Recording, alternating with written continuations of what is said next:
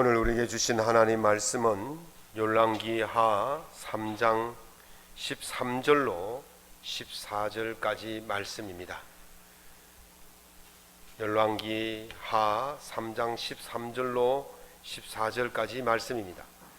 제가 갖고 있는 구약 성경 563, 564면에 있습니다. 함께 한 목소리로 낭독하겠습니다. 엘리사가 이스라엘 왕에게 이르되 내가 당신과 무슨 상관이 있나이까? 당신의 부친의 선지자들과 당신의 모친의 선지자들에게로 가소서 하니 이스라엘 왕이 그에게 이르되 그렇지 아니하니이다. 여호와께서 이 세 왕을 불러 모아 모압의 손에 넘기려 하시나이다 하니라. 엘리사가 이르되 내가 섬기는 만군의 여호와께서 살아계심을 두고 맹세하노니 내가 만일 유다의 왕 여호사밧의 얼굴을 봄이 아니면 그 앞에서 당신을 향하지도 아니하고 보지도 아니하였으리이다. 아멘. 오늘 본문의 말씀을 가지고 인생 승리의 비결이란 제목으로 하나님의 은혜의 말씀을 함께 나누고자 합니다. 중국의 고대 유교의 경전인 예기라는 책이 있습니다. 공자의 제자들과 공자와 함께 책을 만들었는데요. 총 49편으로 이루어져 있습니다. 그 책 중에 보면 내책이라는 그 부분이 있는데요. 제가 읽어 드릴 테니 한번 들어보십시오. 모든 안팎의 사람들은 첫 닭이 울면 세수하고 양치질하고 옷을 입는다. 베개와 대자리를 걷고 방과 마루, 뜰에 물을 뿌리고 청소한 다음 자리를 펴놓는다. 그 다음에 각자가 맡은 일을 한다. 그렇게 했어요. 자신의 침구 스스로 정돈하고 자신의 방을 깨끗이 하고 또 자신의 몸을 깨끗이 한 다음에 자기에게 주어진 일들을 감당한다는 겁니다. 이 부분은 앞에 친구를 정리하고 몸을 닦고 청소하고 이 부분은 사적인 영역 아니겠습니까? 각자의 맡은 일을 한다. 이 부분은 공적인 일이라고 볼 수가 있죠. 그러니 사적인 일을 먼저 잘 한 다음에 공적인 일을 해야 된다는 거예요. 그러니까 사적인 일은 신분의 차이가 없어요. 높낮이가 없단 말이죠. 사장님이나 종업원이나 주인이나 종이나 똑같이 자신의 영역은 자신이 정리정돈하고 청소해야 된다는 거예요. 어때요? 우리 아이들, 우리 학생들, 청년들 자기 방 청소하나요? 네. 요즘 엄마 아빠가 다 해주고 뭐 남의 자식 이야기할 거 없는 것 같습니다. 네. 자기 사적인 영역을 다 잘해야 돼요. 그래야 공적인 일을 잘할 수 있다 이 말이거든요. 자신의 작은 영역도 해결하지 못하는 사람이 어떻게 공적인 큰 일을 감당할 수 있겠느냐 이 말이거든요. 하버드 대학의 조던 피터스 교수는 12가지 인생의 법칙이라는 책을 썼는데 그 중에서 인생의 중요한 법칙 중에 하나가 뭐냐면 세상을 탓하기 전에 네 방부터 청소해라 이렇게 했어요. 진짜예요.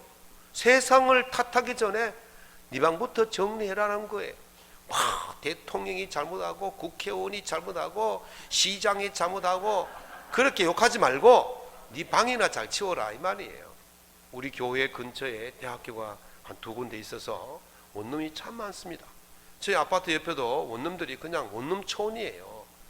우리 교회가 3년 전에 이쪽으로 이사 왔을 때 우리 교회 앞에 그 전봇대에 쓰레기가 매일 산더미같이 쌓였습니다. 분리수거를 잘해서 내놓으면 괜찮은데 그냥 막 검은 봉지, 하얀 봉지, 노란 봉지 그냥 막 쌓아놨어. 제가 치워도 끝이 없더라고. 그래서 제가 원룸 찾아다니면서 그 원룸 집 주인에게 이야기를 했어요. 이렇게 하시면 안 된다. 사정을 다 이야기하고 방법을 가르쳐 드리고 내놓는 그 날짜를 가르쳐 드리고 그랬더니 보십시오. 지금 우리 교회 앞에 얼마나 깨끗한지 모릅니다. 그리고 자기 원룸 앞에다가 잘 분리해서 쌓아놓더라고요. 그런데요 100m만 내려가면 엉망입니다. 제가 손이 짧아서 걸음이 짧아서 그것까지는 미치지 못해서 요 주변만 이야기했는데 어떤 때는요 그냥 막 쌓아놔가지고 그걸 일주일치 그냥 막 쌓여있는 것도 있어요. 미화원들이 그렇게 쌓아놓으면 안 가져가잖아요. 그래서 제가 또 구청에 전화를 하면 또 막 나와서 막 자루를 가져와서 치워놓으면 그 다음날 또 그렇게 되는 거예요. 그게 누가 그랬겠어요? 청년들, 원룸에 사는 청년들이 그렇게 하는 거예요. 다 분리해가지고 잘 쌓아놓으면 다 가져갑니다. 그러면 아침 되면 깨끗해지는데 그게 안 되는 거예요. 자기 주변, 자기 방도 청소 뭐 하면서 맨날 그냥 주먹질이나 하고 그러면 안 된다는 거예요. 작은 것 해결하지 못하는 사람은 큰 해결도 할 수가 없다는 것입니다. 예수님께서 마태복음 25장에서 네가 작은 일에 충성하였기에 내게 큰 일을 맡기리라 그렇게 말씀하셨습니다. 작은 일, 내 주변부터 내 사적인 영역부터 잘 정돈하시고 청소하고 해결해야만이 큰 일을, 공적인 일을 맡을 수 있는 자격이 되어짐을 보여주고 있는 것입니다. 본문에서 오늘 엘리사는 승리의 비결, 인생 승리의 비결이 무엇인지를 말씀하고 있습니다. 가장 큰 비결은 하나님과의 관계 속에서 소홀하지 않는 것이라고 말씀하고 있습니다. 소홀이라는 말은요, 대수롭지 아니하고 예사롭다 이런 말이에요. 대수라는 말이 뭡니까? 큰 수라는 말도 되지만 큰 일도 된다는 말이에요. 예사란 말은 평범 이하를 예사라 그렇게. 그러니까 큰 일처럼 생각하지 않고 뭐 아무것도 아닌 것처럼 별 볼 일 없는 것처럼 그렇게 생각하는 것이 소홀히 하는 거예요. 그 다음에 또 다른 뜻은 탐탁하지 않게 생각하고 대면한다 이 말이에요. 탐탁이란 말은 마음에 들지 않는다는 것이요. 마음에 들지 않으니까 대면한다는 뭡니까? 대충 우리가 노룩이라 그러잖아요. 노룩 들어보셨어요? 예, 그냥 얼굴도 안 본다는 거예요. 그냥 슥 지나간다는 거예요. 그렇게 하는 것이 노룩인데 소홀히 하는 이유가 뭐냐? 마음에 들지 않기 때문에 그렇게 한다는 거예요. 우리가 하나님과의 관계 속에서 소홀히 하지 않으려면 어떻게 해야 되겠습니까? 첫 번째는 악은 작을지라도 익숙하기 전에 떠나야 돼요. 데살로니가전서 5장 22절에 보면 악은 어떤 모양이라도 버려라 그렇게 말씀하십니다. 악은요 우리가 거기에 머물러 있고 붙들고 있을 이유가 없는 거예요. 만약에 그걸 가지고 있으면 익숙해져서 문제가 생긴다는 거예요. 저희가 집을 이사를 해서 화장실을 이제 수리를 했어요. 그래서 타일을 새로 깔았는데 이 타일이 말이죠 약간 울퉁불퉁하고 줄이 잘 안 맞는 거예요. 그래서 제가 사장님에게 이야기를 했어요. 사장님, 저 타일이 울퉁불퉁하고 줄이 잘 안 맞는데요. 그랬더니 사장님이 이렇게 말합니다. 시간이 지나면 익숙해집니다. 시간이 지나면 익숙해진대요. 그래서 제가 무슨 말인지 잘 몰랐어요. 한 달쯤 지나니까요 그게 눈에 안 들어와요. 울퉁불퉁한 거 삐딱삐딱한 게 눈에 안 들어오고 그러려니 하고 그냥 살아가는 거예요. 익숙해지면요 잘못이 눈에 안 들어옵니다. 잘못이 잘못인지 몰라요. 죄가 죄인지 몰라요. 그냥 같이 살아가는 거예요. 그래서 익숙해지기 전에 그것을 바로 잡아야 된다는 거예요. 오늘 열왕기하 3장 3절에 보면 참 재밌는 상황이 나옵니다. 요람은 그의 부모와 같이 하지는 아니하였으니 이는 그가 그의 아버지가 만든 바알의 추상을 없이 하였음이라 그랬어요. 요람이요 처음부터 지금 이렇게 욕먹는 왕이 아니었다는 거죠. 처음부터 하나님께 버림받은 왕이 아니었다는 거예요. 처음이 왕이 되어서 했는 일이 뭐냐면 종교개혁이었어요. 아버지 어머니가 세워놓은 바알 주상을 회파하고 없애버린 그 일을 했다는 거예요. 참 대단하지 않습니까? 종교개혁을 한 왕이었어요. 그런데요 4절에 보면 이렇게 나와 있습니다. 그가 느밧의 아들 여로보암이 이스라엘에게 범하게 한 그 죄를 따라 행하고 떠나지 아니하였더라 그랬어요. 이 무슨 말입니까? 여로보암이 누구라고 그랬습니까? 여로보암은요 통일 왕국이 끝나고 솔로몬 아들 르호보암이 왕인 시절에 반란을 일으켜서 북쪽 10지파를 모아서 나라를 새로 세운 사람이 바로 여로보암이, 그 북이스라엘의 초대 왕이 여로보암이었죠. 그런데 이 사람이 어떻게 했느냐 하면 북이스라엘 쪽에 있는 사람들이 남쪽 예루살렘에 가서 예배를 드리니까 마음을 빼앗길까 봐, 그래서 못 가게 하는 방법으로 단과 베델에다가 금송아지를 세우고, 이것이 하나님이다, 너희를 애굽에서 이끌은 하나님이니까 예루살렘까지 갈 필요 없고 여기서 예배하고 여기서 제사 드리고 여기서 분향해라, 그렇게 북이스라엘 사람들을 속였던 왕이 그 여로보암입니다. 그리고 이 여로보암이 바로 왕들 중에서는 최초로 우상을 공적으로 승인한 왕이 바로 이 여로보암이에요. 그런데 지금 여호람이 바로 그 여로보암의 길을 따라갔다라고 말하는 겁니다. 처음에는 종교개혁을 일으켰던 왕인데 어떻게 나중에는 이렇게 하나님이 가장 미워하시는 왕의 모습을 가지게 되었을까? 왜 그랬을까요? 이스라엘 백성들이 수십 년 동안 이 우상에 쩔어져 있었잖아요. 거기에 습관이 돼 있어요. 우상이 동네 큰 홀 중앙에만 있는 게 아니고 집집마다 하나씩 있는 거예요. 그러니까 집 속에 있는 것은 잘 해파를 못 하는데 그래도 해보려고 했죠. 그런데 부수려고 갔더니 여호람의 삼촌이라 그러고, 부수러 갔더니 여호람의 사촌이라 그러고, 그러면서 친인척 되고 동향이라 그러고 동기라 그러고 온갖 핑계를 다 대면서 말을 하니까 이것도 봐주고 저것도 봐주고 이래도 봐주고 저래도 봐주고, 그러다 보니까 우상을 완전히 깨뜨리지 못한 거예요. 그냥 그러려니 하고 지나간 거예요. 그러니까 이 여호람이 그 우상에게 익숙하게 되어진 겁니다. 그냥 익숙한 거예요. 그래서 그게 우상이 우상처럼 안 보인 거예요. 잘못이 잘못처럼 안 보인 거예요. 죄가 죄처럼 안 보인 거예요. 그러니 그냥 그렇게 가게 되어진 것입니다. 여호람이 바로 그런 모습 때문에 하나님의 버림을 받는 겁니다. 악은요, 익숙해지면요 악인 줄 모르게 되어집니다. 죄는 익숙해지면 죄가 죄인 줄을 모르게 되어지는 것입니다. 그래서 바울 사도는 선한 데 지혜롭고 악에는 미련하라 그랬습니다. 악은요, 우리가 아예 안 보는 것처럼 살아야 돼요. 모르는 것처럼 살고, 선한 일에 대해서는 지혜롭게 그 일을 감당하면서 살아야 된다고 말씀하고 있는 것입니다. 그렇지 않으면 그 악에서 익숙해지면 벗어날 수가 없게 되어지는 것입니다. 여호수아 24장 2절에 보면 데라는 우르에서 우상을 섬기며 살았다 그랬어요. 데라가 누군 줄 아십니까? 데라는 아브라함의 아버지가 데라예요. 그러니 아브라함의 고향은 갈대아 우르인데 거기가 무엇하는 동네냐? 우상을 섬기는 동네인데 거기에서 데라의 아버지, 그 아브라함의 아버지 데라가 우상을 섬기면서 살았다는 거예요.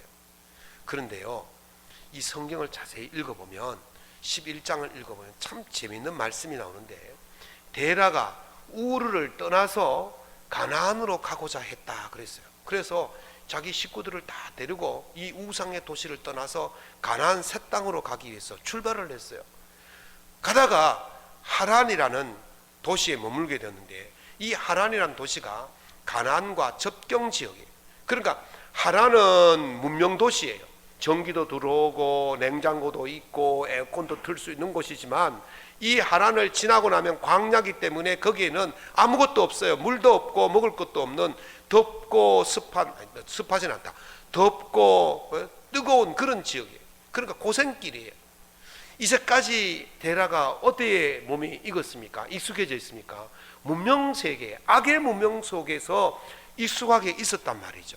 그런데 그것을 버리고 떠나려고 했는데 하란에 와서 더 이상 가지를 못한 거예요. 저는 창세기 12장 1절이 하나님께서 아브라함을 부르신 최초의 장면이라고 보는데, 사실 자세히 보면 제 생각인데요, 하나님께서 아브라함을 부르기 전에 데라를 먼저 부르지 않았겠나 그렇게 생각합니다. 데라가 가만히 갑자기 나 오늘부터 우상 버려 그러면서 가나안 땅으로 가려고 그랬겠습니까? 아니라는 거죠.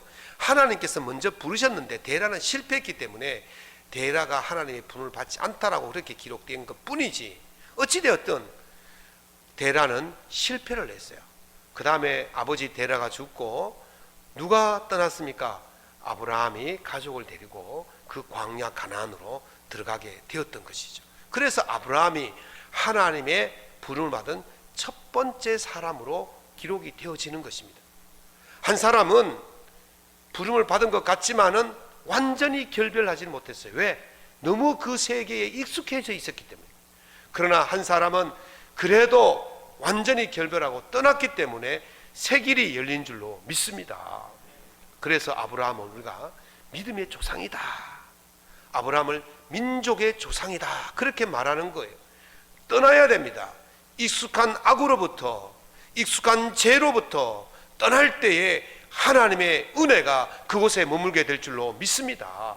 하나님의 은혜의 길이 열리게 될 줄로 믿습니다. 하나님의 은혜의 물꼬가 터지게 될 줄로 믿습니다. 두 번째는 작은 것이라도 하찮게 여기지 않아야 됩니다. 2022년 6월 21일이 우리나라의 굉장히 역사적인 날입니다. 6월 21일이라니까 불과 며칠 전입니까? 한 20일 전이나요? 20일 전에 우리나라에서 굉장히 역사적인 사건이 일어났습니다. 잘 모르시죠? 아십니까? 신문을 안 보시는구나. 전라남도 고흥군에 가면 나로 우주센터라고 있어요. 나로 우주센터. 거기에서 세계 7번째로 독자적으로 우리나라가 발사체를 발사했는 역사적인 날입니다. 세계 7번째로 기술 강국이 되었고 우주 강국이 된 날이에요. 이제까지는요, 러시아에서 로켓을 빌려와 가지고 인공위성을 탑재해서 쏘고 또는 다른 나라에 가가지고 그쪽에 가가지고 빌려 쓰고 그랬는데, 이제는 100% 우리나라의 기술로 로켓을 쌓아 올렸단 말이에요. 놀랍지 않습니까? 이 인구 5천만 교대는, 그것도 이제 나라가 반토막 나가지고 말이죠, 서로 총 들이대고 언제 죽을지도 모르는 이 나라에서 이런 놀라운 일을 했다는 것은 우리나라 백성들이, 우리나라 국민들이 대단한, 뭐 국회의원들이 싸우든지 말든지 우리는 신경 안 씁니다. 우리 갈 길 쭉쭉 가는 거예요. 대단한 거예요. 자긍심을 가져도 됩니다. 정말 대단한 나라예요. 정치인들이 대단한 게 아니라 국민들이 위대한 거예요. 국민들이 대단한 거예요. 그런데요, 본래 발사하기로 날짜는 6월 16일이었습니다. 그래서 이제 이 발사체를, 로켓을 발사대에 세우고 연료를 채우는데, 연료 그 탱크에 연료 양을 점검하는 게이지가 이상 신호를 발휘한 거예요. 그래서 스탑하고 다시 이걸 경락고로 데려와서 조사하고 연구하고 부품을 갈아 끼우고 21일 발사를 성공했던 거죠. 학자들, 과학자들 말에 하면 그 게이지 센서 이상은 로켓을 쏘는데 아무런 문제가 되지 않는다. 로켓에 가는 데서 아무런 지장이 없대요. 혹시 여러분들 자동차 운전하시는 분들 기름 넣어 보셨죠? 자동차에 기름 넣으면 게이지 쳐다보면서 기름 넣습니까? 아닙니다. 그냥 버튼 눌려서 딱 끼워 놓으면 지가 알아서 기름 들어가고, 기름 탱크에 기름이 차면 주유기가 자동으로 탁 멈춰지죠. 그런 거예요. 그러니까 게이지하고는 상관이 없는데, 혹시 이 작은 부분이 문제가 생기면 안 되니까, 그래서 이 큰 로켓을 실패하면 안 되니까 그 작은 것을 5일 동안 고치고 교체해서 다시 했던 것입니다. 작은 것, 별거 아닌 것, 하찮게 보이는 그것이 성패를 좌우할 수 있는 중요한 일이라는 것을 말해주고 있는 것입니다. 지난 7일, 8일, 1박 2일간 우리 노회 국내 선교부하고 동방성장위원회하고 연합으로 개척교회, 미자립교회 목사 부부들 모시고 세미나 및 간담회를 했어요. 제가 이제 거기 상임 총무기 때문에 프로그램부터 시작해서 진행, 그리고 모든 섭외 준비까지 제가 이제 다 책임자로 다 일을 했어요.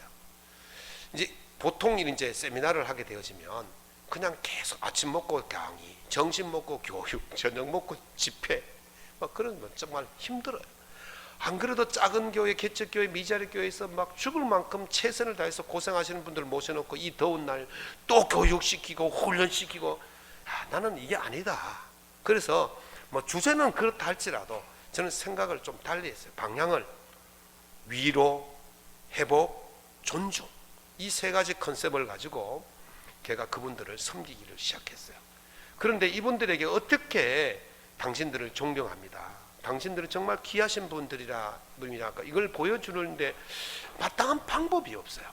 그래가지고 제가 생각나는 게 뭐냐면 대구 차문화 성교회가 생각이 났어요. 그걸 설립하고 그걸 교육시키고 그 사람들을 이끌어가는 그 권사님이 제가 새마다 만나는 분이거든요. 그래가지고 그분에게 부탁을 했어요. 권사님, 제가 우리 개척교회 미자립교회 목사님들 합의회 분 모시고 정말 이렇게 섬김의 모습, 존중합니다, 당신들을 존경합니다, 그런 걸 보여주려고 하는데 마땅한 방법이 없다. 권사님이 그 지도하시는 그 차문화 성교회가 와서 좀 섬겨줬으면 좋겠다. 그러니까 흔쾌히 허락을 해주시는 거예요. 이 성교회가 보통 성교회가 아니거든요. 대구 교교회의 큰 행사, VIP들만 모시는 그런 단체예요. 그렇다면 근데 그런 분들이 오실 수 있냐 그러니까, 목사님, 저희들은 더 낮은 곳으로도 갈 수 있습니다. 그러면서 오셔가지고 섬기는데요, 그날 당일 그 예정 시간보다 훨씬 일찍 와가지고 바리바리 싸가 들고 오셨더라. 바리바리. 보통 세미나 가면요 종이컵 줍니다. 종이컵, 그쵸? 종이컵 한 잔 마시고 버리고 끝이에요. 그리고 커피 그냥 달달이 커피하고 그 내려놓는 커피, 그 내려놓는 커피 드립커피도 아니에요. 그냥 달달이 커피가 답니다. 녹차 티백 주고 말이죠. 그게 끝이에요. 과자 부스러기나 놓고 말이죠. 그게 끝이에요. 그런데요, 이분들이 오셨는데 영국제 수입 최고급 찻잔, 와, 저도 만져보지 못한 그 영국제 최고급 찻잔들을 쫙 진열해 놓고, 최고급 닭이들 있잖아요, 쫙 진열해 놓고요, 저도 못 먹어본 차 종류들을 쭉 진열해 놓고요, 다식도요 밤새도록 직접 수제로 다 만들어 놓고요, 간식 그 도시락도요 직접 다 만들어 가지고요, 그 목사님들이요 눈이 팅들어요. 최고급 레스토랑에 가도 없는 그런 신기한 간식과 다식과 그런 것들을 내놓고 말이죠, 차들을 다 직접 그 자리에서 그냥 티백이 아니고 직접 다 우려주는, 한 잔 한 잔 다 우려주시는 그분들이요, 너무너무 감동을 받고 제게 이런 말씀을 하시더라고요. 목사님, 개척교회 오래 하면서 세미나도 많이 가보고 훈련도 많이 받아보았지만 이렇게 존중받아 본 예가 없다는 거예요. 이렇게 대접받아 본 적이 없다는 거예요. 그러면서 눈물을 글썽이는 거예요. 제가 너무너무 감사하더라고요. 이분들이요 정말 밤새도록 준비해 와가지고 그렇게 해주시는데, 제가 마지막에 식사로도 한번 대접하려고 했더니, 목사님, 우리 식사 대접 받으려고 한 게 아닙니다. 그러면서 그렇게 수고만 하고 가시는데, 이것도 고맙고 저것도 고맙고 그렇잖아요. 여러분들 안 고맙습니까? 너는 너무 감사하더라고요. 그분이 우리 교회에 계셔요. 우리 교회. 그런데 참 귀한 거는요, 거기 오신 우리 내노라는 교회 권사님들이에요. 회원들이. 그분들이요 나이도 우리 권사님보다 조금 연세 있으신 분도 있고 뭐 동년배도 있지만, 그 권사님들이요 그 우리 권사님인데, 선생님 그러면서 얼마나 깍듯이 대하는 거 보면서 제가 담임 목사로서요 막 기분이 얼마나 좋아하는지 몰라요. 어깨가 막 뽕이 막 확 올라가는 것 같더라. 어쨌든 그분들의 그 귀한 섬김을 통해서 그 오신 그 어렵고 힘들게 목회하시는 목사님들이 위로받고 힘을 얻고 회복하고, 누가 그분들을 존중하겠습니까? 작은 교회 개척교회 누가 알아봐 주겠습니까? 그런데 그분들을 존중해주는 그런 분들이 있다는 것 사실을 아니까 그들이 위로를 받게 되어진 것입니다. 너무 감사하고 고맙더라고요. 베드로 사도가 이렇게 말씀하셨습니다. 만일 누가 말하려면 하나님의 말씀을 하는 것 같이 하고, 누가 봉사하려면 하나님이 공급하시는 힘으로 하는 것 같이 해라 그랬어요. 정말 이분들이 그 작은 교회의 목사님들, 아무도 알아주지 않는 그 목사님들, 수고하고 수고하지만 외로워서 견딜 수 없는 그 목사님들, 그런 목사님들을 하나님께서 밀어주시는 것처럼, 하나님께서 도와주시는 것처럼 최선을 다해서 그렇게 했다는 것이죠. 그렇게 하면, 이와 같이 하면 하나님께서 영광을 받으실 줄로 믿습니다. 하나님께서 영광을 받으신다고 말씀하십니다. 예수님은요 누구든지 제자의 이름으로 이 소자에게 냉수 한 그릇이라도 준다면 결단코 그 상을 잃지 않으리라 하셨습니다.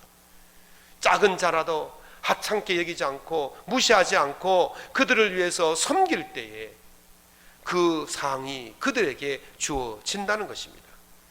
하찮은 것을 돌보고 섬기는 것, 무시하지 않는 것, 그것이 바로 성공을 가늠하는 열쇠라는 것입니다. 노노 그 향당 5절에 보면 공자가 왕명을 받을 때의 모습이 나옵니다. 집규 국궁여야 여불승이라. 집규란 말은 그 규라고 있어요. 규가 뭐냐면 명패 같은 겁니다. 한 우리 주보만한 명패인데 크기가 정말인데 이게 옥으로 된 명패예요. 임금이 관직을 주거나 임금이 명을 내릴 때에 이 옥패를 주거든요. 그런 국궁여야란 말은 허리를 깊이 숙였다는 말이에요. 여불승이란 말은 너무 무거워서 허리를 숙였다는 거예요. 여러분, 무거운 짐을 들면 어떻게 됩니까? 이렇게 됩니까? 무거우니까 허리를 숙일 수밖에 없어요. 여러분, 요 정도 되는 거 100g, 200g도 안 됩니다. 볼펜 한 자루 무게밖에 안 되는 그것을 봤는데 아주 그냥 무거워서 들지 못할 정도로 허리를 숙였다는 거예요. 이 패가 무거운 게 아니에요. 왕명이 무거운 거예요. 패가 무거운 게 아니라 왕이 명령이 무거운 거예요. 그 말은 왕을 존중한다는 것이죠. 그래서 사무엘상에 보면 이런 말씀이 있습니다. 나를 존중히 여기는 자를 내가 존중히 여기고 나를 멸시하는 자를 내가 경멸하리라 하셨습니다. 요람은요, 하나님과의 관계를 하찮게 여겼습니다. 오죽했으면 엘리사가 내가 당신을 향하지도 아니하고 보지도 아니하겠습니다. 이 말은 하나님께서 너를 보지도 않겠다, 너를 안 보겠다는 거예요. 왜 그렇습니까? 요람이 하나님을 무시했기 때문에 그렇습니다. 하나님을 경멸했기 때문에 그렇습니다. 그러니 하나님도 요람을 무시하고 경멸하는 거예요. 그런데 문제는 뭐냐면 우리가 하나님을 무시하고 경멸하면 하나님의 뭐 흠집 생깁니까? 문제 생깁니까? 하나님 위신이 떨어집니까? 영광이 없어집니까? 아니에요. 우리가 아무리 하나님을 무시해도 하나님에게는 아무런 손상이 없어요. 그런데 문제는 하나님이 우리를 무시하면, 하나님이 우리를 경멸하면 우리는 그것이 바로 무슨 길입니까? 망하는 길이에요. 죽는 길이에요. 그래서 하나님께서 요람을 무시하는 거예요. 그러면 요람이 결국 망하는 길로 가는 것입니다. 하나님에 관해서 하나님의 일을 대해서 작은 것 하나라도 소홀하지 않기를 예수 이름으로 축원합니다. 하나님 것을 소홀하고 하나님의 명을 소홀히 하고 하나님을 섬기는 것을 소홀히 하면 그것은 죽는 길인 것입니다. 조윤재 씨가 쓴 다산의 마지막 습관이라는 책을 보니까 이 조윤재 씨가 그 책에다가 멘트를 이렇게 달아놨어요. 아침에 일어나 귀찮음을 떨치고 침대를 정리한다. 사소한 일이지만 나는 하루의 시작부터 이겨낸다. 첫 번째에서 이겼다면 두 번째에서도 이길 것이고 그렇게 이겨낸 경험이 쌓이면 승리의 습관이 될 것이다. 그렇게 말했어요. 아침에 친구 정리하는 것이 별거 아닌 것 같지만 그걸 이겨야만이 다음의 것을 이길 수가 있다는 거예요. 학생들 잘 들으세요. 청년들 잘 들으세요. 아침에 일어나서 자기 친구부터 정리하고 자기 방부터 정리할 줄 아는 사람이 더 큰 승리를 가져오는 거예요. 이 승리하는 습관, 이 이기는 습관이 되어 있는 사람이 더 큰 일을 하게 되어지고 승리하는 습관을 가지고 승리의 삶을 살게 되어진다는 것입니다. 하나님에 대해서도 마찬가지입니다. 하나님의 작은 것들을 잘 감당하고 하나님의 작은 것들을 잘 감당하는 훈련이 되어 있고 습관이 되어 있으면 하나님의 더 큰 일도 얼마든지 우리가 감당할 수 있게 되는 것입니다. 하나님의 것을, 작은 것을 소홀히 하지 않는 습관, 하나님의 것을 잘 할 수 있는 습관을 들여서 하나님의 은혜의 물꼬를 터 가시는 성도들 될 수 있기를 예수님 이름으로 축원합니다. 세 번째는 어떻게 하는 것인지 구체적으로 말씀을 드리겠습니다. 다음 주에 하도록 하겠습니다.